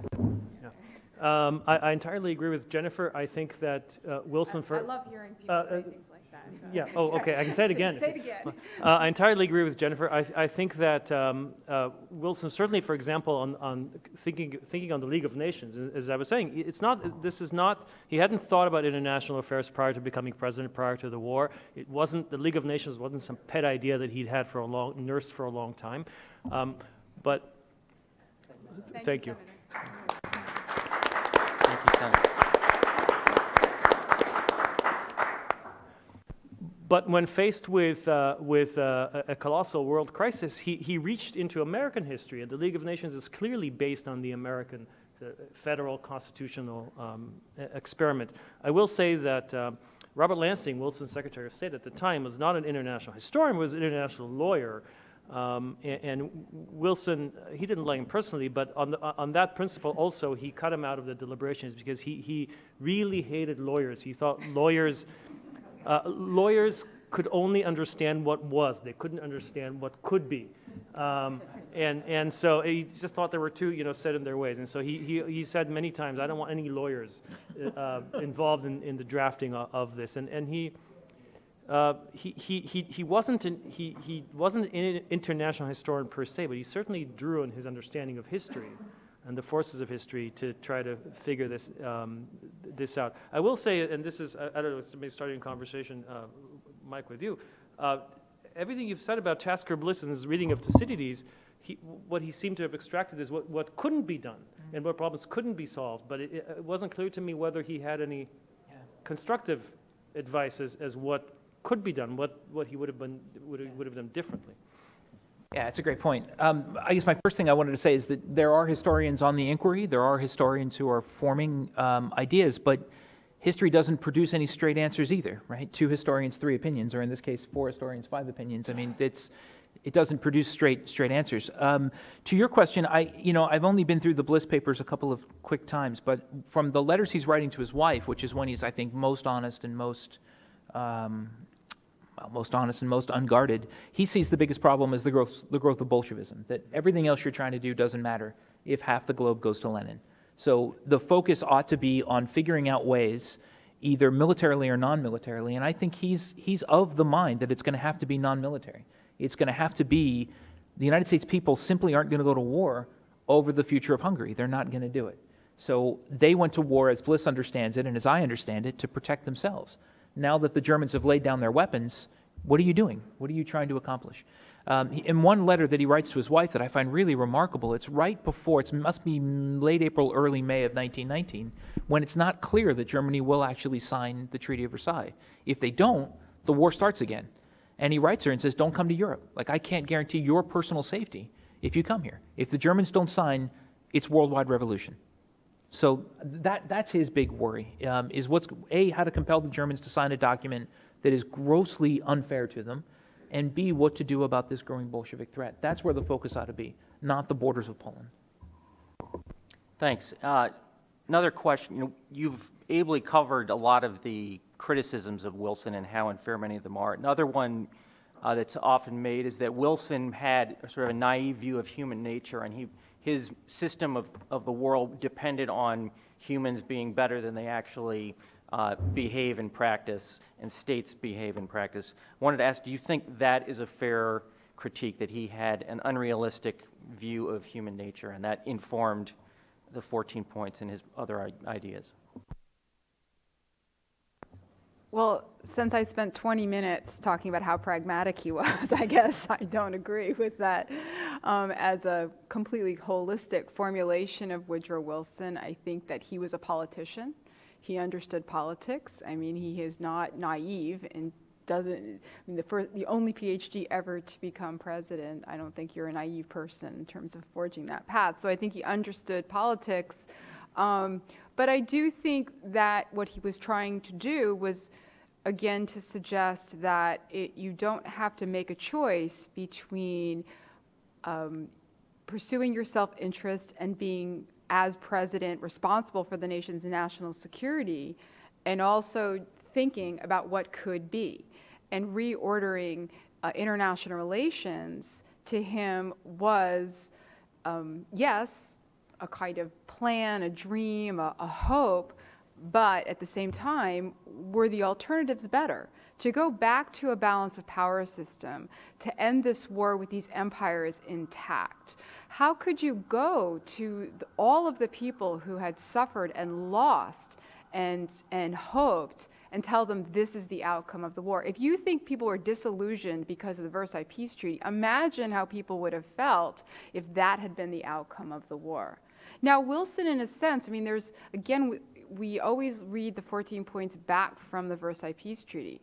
But what people forget about the Versailles Peace Treaty is, yes, you had the League of Nations, but you also had Wilson on the side promising to have a bilateral defense alliance with France, which he never got through the Senate. But that shows that he's not just thinking. I mean, this was what he had to do in order to get the French to agree. So there was a sense, too, which would have also been a hard sell, because we didn't have those kind of alliances either. So that would have been as hard for America to join a balance of power system, would have been as hard a sell to America as the idea of joining a League of Nations. So then, in a sense, what we kind of in retrospect look and say, well, now that would have been like the realpolitik way to go, was as idealistic as the vision that he was presenting. So that's, you know, I think in a sense of understanding the different politics of that time, which I think he did. It's an interesting question to ponder, a hard one to answer, partly because I think in order to judge definitively whether Wilson understood or misunderstood human nature, I would have to understand it first myself. And I'm not sure I'm quite there yet. Oh, I'm close, but I don't know if I'm quite there. I think one of the things we tend to forget when we talk about Wilson and international relations is that he was quite an effective domestic politician, both as governor of New Jersey and then as a domestic president. That his presidency was quite transformational. I hinted, I alluded in the talk that many of the institutions that today we're questioning were put together in his time, starting with the Federal Reserve only early in his term, and ending with the constitutional amendment that gave women the vote in the federal level. All that happened, and many things in between. All that happened in the domestic arena under his administrations. All sorts of bad stuff happened too, but the point is that he was quite an effective politician. He understood the system. He understood how to get things through Congress. He understood how to work public opinion. You know, John Milton Cooper, who's probably the single biggest Wilson expert alive. He wrote the big biography a few years back. In the end, says that it was his deteriorating health in early 1919 that explains much of his deteriorating function in the peace negotiations themselves, and then especially the latter part of the negotiations when they were doing all that stuff that you were just saying. The first part was the League of Nations covenant, and that actually got through. And then afterwards, when he came back, and of course by September he had the stroke and he was out of commission. And so I think trying to sort of pin Wilson down as a fixed target and say this is how he was and that's it, it doesn't really work, because he changed over time, his views changed over time, and then his health also changed over time, and that you know, we don't like that kind of explanation as historians, because it's not really a morality tale. It's just, you know, stuff happens, but it does. History stuff happens. Yeah. Yeah, I think I'm reminded of a comment one of my dissertation advisors made. He said, never presume that human beings are consistent. And for some reason, we have tagged Woodrow Wilson with these kind of universalist things. And I think studying the First World War as long as I have, I think I understand Clemenceau and Lloyd George a lot more than I understand Wilson. He's a hard guy for me to figure out, and I think in part because he's not always consistent. He's a politician. He moves sometimes in the direction that he thinks he needs to move. So I'm not sure I could do anything more other than to say I agree with Jennifer and Erez on that. Great. We've got time for a few audience questions. If you will state your name and affiliation, and then pose a question and avoid providing a speech. So, sir, here. Thank you, Suleiman Wasti. Can you hear me? Suleiman Wasti, a student of international relations from LSE, Fabian Socialist. My question is to Erez.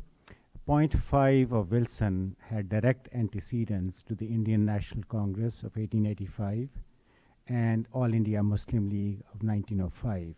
if you see the wording, it's direct quotations from the manifesto. So if you're looking for the genesis and the antecedents of point 5, I mean, because the movements had already taken place. So I just wanted to point it out. Thanks for letting me.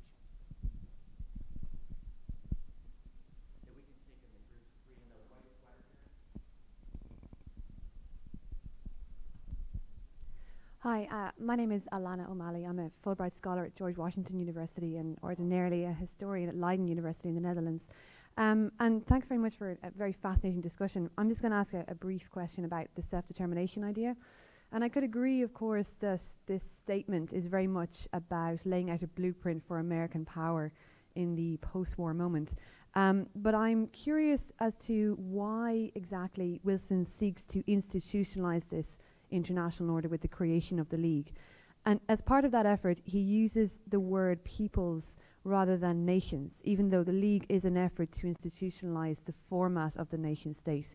So I'm wondering if you could say something about the contradiction inherent in that idea, and whether or not that's also then an inherent criticism of British and French internationalism and modes of European empire.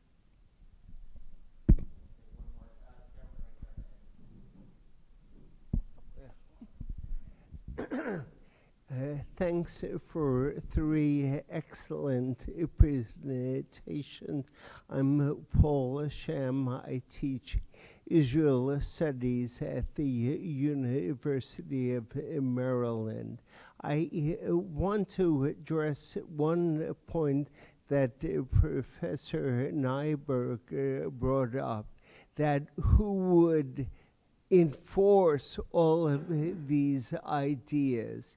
And I'd say from that, we can understand that the world wasn't as open at that point, because there clearly wasn't any overarching power. And we can see that after World War II, in contrast, when there was at least one power that was ready, willing, and able to change things. So it seems to me that Versailles really couldn't have accomplished the things that their universe of options really wasn't that large. I guess the way I would respond to that is, I'm also struck by just how incredibly quick these changes are. So Palestine, just to take the part of the world that you referred to, had been under the Ottoman Empire for 1,500 years? For forever, right? 500, of course. Forever. And there's no British plan in 1914, 1915, or 1916 to change that. And then in the course of 1917, in the course of a few months of 1917, the British decide they will change it, and Allenby marches through the Jaffa Gate. So part of what's happening here, I think, is a shock of how unbelievably fast change is happening. And the change is happening, in fact, faster than the international system can catch up with it. So what Bliss, particularly, and the Americans are looking at in all of this is, okay, if you're going to make Palestine international, what does that actually mean? Who controls it? Who runs it? What do you do with it? And frankly, no one's really thought about what the answers to these questions are. So I think part of the answer to the point that you made would be just how unbelievably rapid change is happening and how fundamental that change is. The Ottoman Empire is gone. The Austro-Hungarian Empire is gone. The Romanovs are gone. These aren't small changes. These are massive tectonic shifts, and something has to fill that gap in. And if I could just pick up on your point, I think it's an incredibly insightful point that he's talking about peoples, not nations, in part because I don't think anybody really has a sense of what reaches the threshold of nation. So Wilson doesn't think the Irish are a nation. They're a people, they're not a nation, right? So what do you do with them? How do you understand their governance? And are they properly represented through London? Are the Indians properly represented by London if you change the structure? These are questions, again, nobody's thought of. In 1916, I wrote a book on this. In 1916, nobody in America is thinking about these problems. 2 years later, they're all on the table, and you can reshuffle it any way you think you can. So I think that's part of what's happening here. It's this intellectual confusion of how fast change is coming, And I don't know that we'll do this, but my guess is historians a generation or so from now are going to look at the end of the Cold War in much the same way, that almost anything was on the table.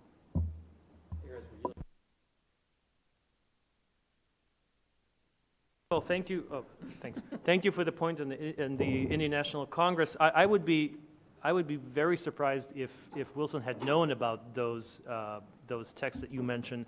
But yes, the general idea expressed in that point 5 had been current for decades prior, but it had never been expressed in that way, but by a Western leader at that level as a principle for international order. It was certainly claimed by colonial nationalists. It had been claimed for a long time.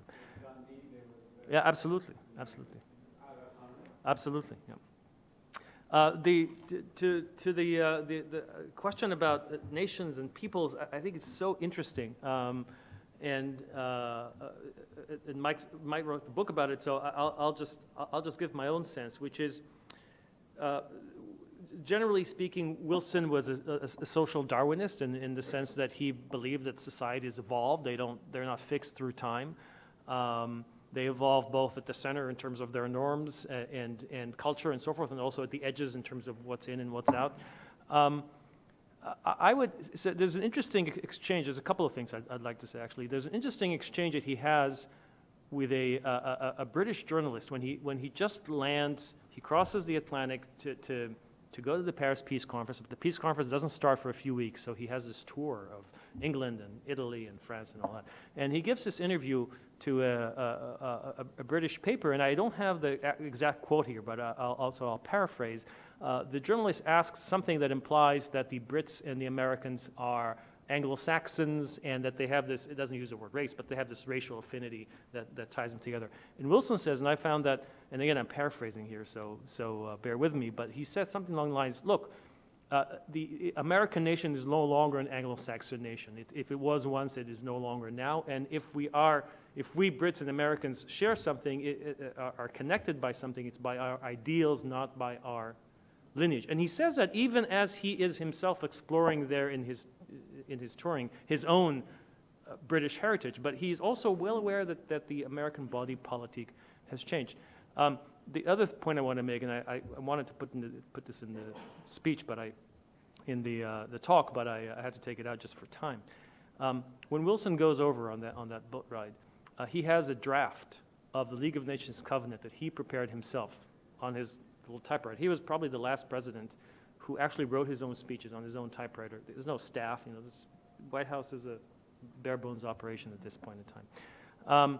And so he has this draft. And one of the articles of the draft, I forget what the number was in the original draft, but it says something like, the League of Nations will guarantee the territorial integrity and the security of the member states, semicolon, but it will also be able by a majority, and again I'm paraphrasing, by a majority of 3/4 to make changes in boundaries and territorial definitions as required, I think he said, by changes in social economic conditions or by changes there are a couple of different criteria that he outlines there for how these changes would be made. And I think he imagined that the League would be this kind of ongoing process of debating and redrawing in an ongoing, without an endpoint necessarily, based on what he saw was the inevitable evolution of peoples.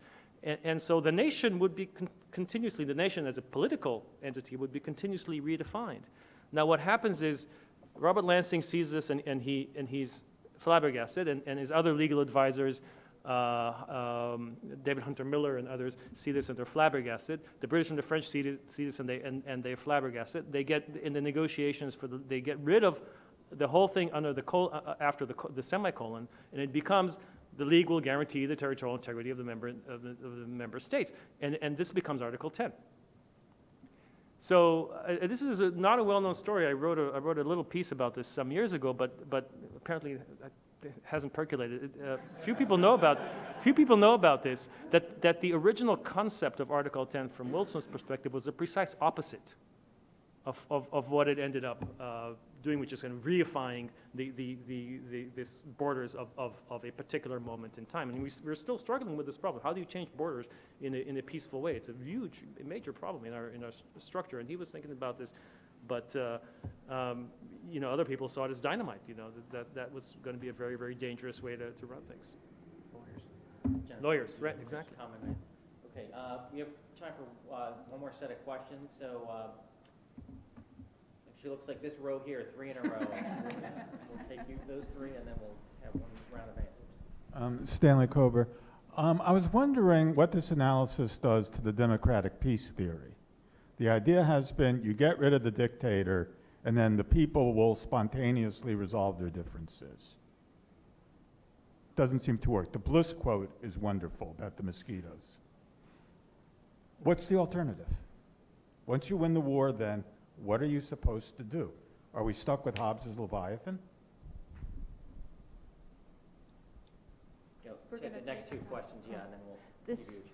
this is a question that deals with money. So, France is a pretty complicated country, and so is Great Britain.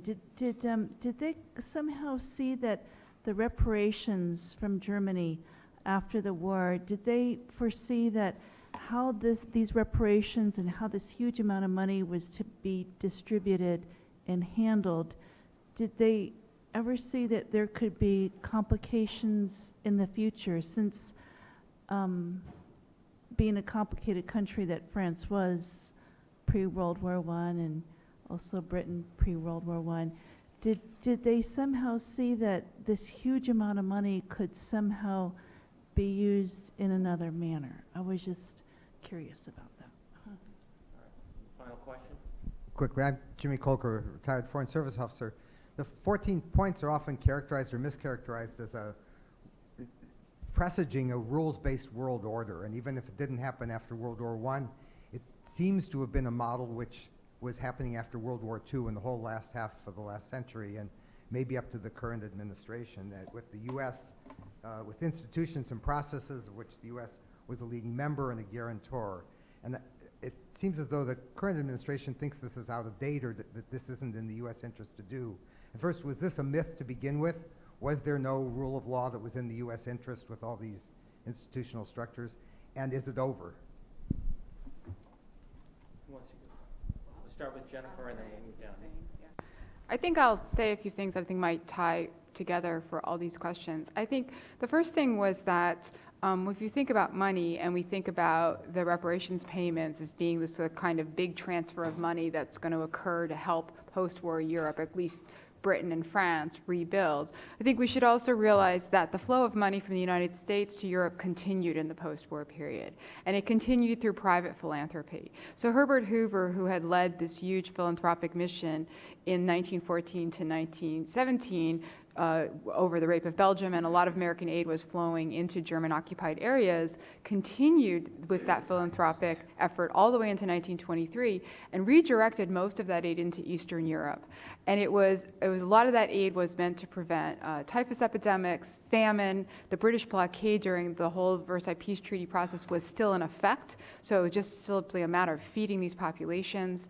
And so the idea that the United States could also use soft power, that it could use its economic aid and develop trade relationships, that it could begin to connect with portions of the world that it had not traditionally seen a strategic interest in, that this was increasingly in the mindset. And I should just point out that in the pre-war period, while Hoover was directing a lot of aid to Britain and France, there was the Jewish Joint Distribution Committee, which came into existence, which is very famous for helping survivors of the Holocaust after World War II. But that is a World War I organization that was created to help Jewish refugees who were fleeing on the Eastern Front, which was a huge war of movement. And every time the army moves 200 miles, a bunch of civilians are running in front trying to get out of the way. So there was a huge refugee problem that we haven't really addressed that also had to be handled in the the post-war period. And of course, in addition, the hope was that hungry people are more, the thought, just like after World War II, was hungry people are more likely to turn to Bolshevism than people who are well-fed.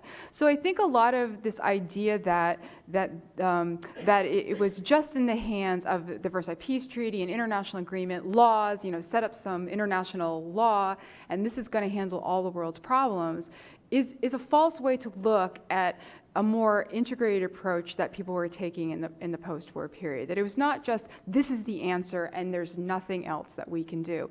And I would really underline what Iris was saying earlier about the intended flexibility of these organizations. The 14 points itself is not a blueprint, and it's not a my way or the highway. There's a lot of vagueness and flexibility in this language, intentionally so. Wilson intended this to be the opening conversation starter. And he knew, and he campaigned on this when he was pushing for the League of Nations. I know there's problems in the Versailles Peace Treaty, absolutely. And you know the best way to fix them? Be part of the League of Nations, and then these things will start being renegotiated. And reparation payments were immediately renegotiated. The bill was immediately lowered. The schedule of payments was immediately changed. When the French occupied the war, after that, there's going to be no more military aspects to that. So in other words, I think that we kind of lose sight of the fact that Americans, diplomats, bankers, philanthropists, were very much part of this post-war world, and so there was a kind of a multifaceted way to approach this problem of restoring Europe, because America needed Europe to be restored. It was still our primary trading partner. Our post-war economy could not thrive without a strong Europe, just like after World War II. That was much longer. Sorry, I mean, get going on that. So I agree with Jennifer. Yes, I mean, the League was never intended, and the whole treaty was never intended to be an end state. It was intended to be the setting up of a process. And the notion or the conceit was not that it was the achievement of some sort of perfection, but rather that it was preferable to the system that preceded, or that would be preferable to the system that preceded the war. Wilson's actually very clear about the graduated system that he thought the League should carry out to mitigate conflicts. The first stage it's a three-stage process. The first stage is arbitration. If arbitration doesn't work, then economic sanctions, which would be coordinated through the League.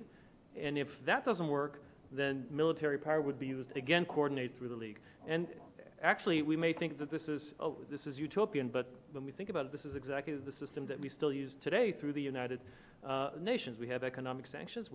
There's lots of stuff that happens outside of that, but that's still there. We have the Security Council. We have peacekeeping forces. All of that is intended to be part of the system. And I think that really touches on the question of rules-based. The United States is one of the major centers in the late 19th, early 20th century of the promotion of international law. American lawyers, the American legal profession are in love with international law. They think international law is great and it'll solve everything. And in some sense, Wilson's thinking built on that, but he thinks it's insufficient and too inflexible. And his sense is if you're going to have law, you need to have bodies that both create law and manage. There has to be politics in it. You can't have law without politics. That's his insight from being a constitutional scholar, right? And so the League is intended to be the kind of cognate of the U.S. Congress, a place where the various states can meet and do the politics that will then make the law be effective, and make them buy in a sense, to this regime. So he thinks law is nice, but nowhere near sufficient, and that's why he wants to have these additional institutions. Just very quickly, because I know we're nearing the end, I would just want to stress the complexity of this time period and the number of possible options, again, that are on the table. In terms of money, yes, absolutely they knew. What they recognized was that any economic structure that you set up, wealth is going to transfer from one party to another party. And whatever you do, someone's going to win in that relationship and someone's going to lose. John Maynard Keynes really wanted, instead of reparations, to lower the amount of debt that everybody owed to everybody. The problem was when you do that, then there are American banks who say, well, we loan money in good faith. We're a private institution. The government can't write away the debts that are owed to us.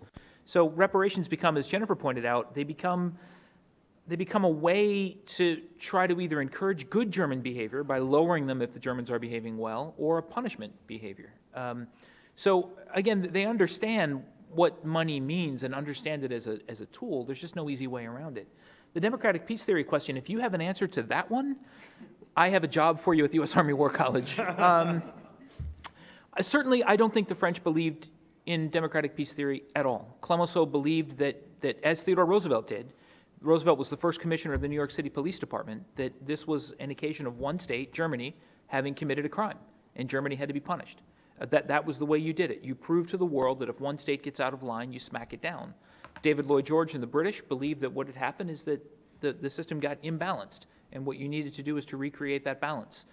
Everybody has their own idea about what is going to make this right. I have to confess, in the 8 years I've been teaching at the Army War College, I am more inclined to the balance of power theory than I am to the democratic peace theory. Democratic states can certainly go to war. And third, the international organizations point that you brought up, I'm sympathetic to a French friend of mine who says that the difference isn't that Americans have turned their back on international institutions. The difference is the United States no longer dominates them. That's what has unnerved Americans. So which would reflect on Eris's point about international law. International law is very much the preserve of the people who write and enforce the laws. So this French friend of mine believes that what's changed in the United States is not so much, what has changed is that the United States can no longer enforce its dominance over the international organizations the way it once did. There are states that will challenge the organizations from outside. There are non-state actors that simply ignore those organizations. And there are organizations that the United States used to be able to depend upon to follow those systems, which no longer do it in quite the same way. And that what the recent reaction in the past couple of years has been a response less to the institutions themselves, but America's relationship to them. And I have to say I'm sympathetic to that argument.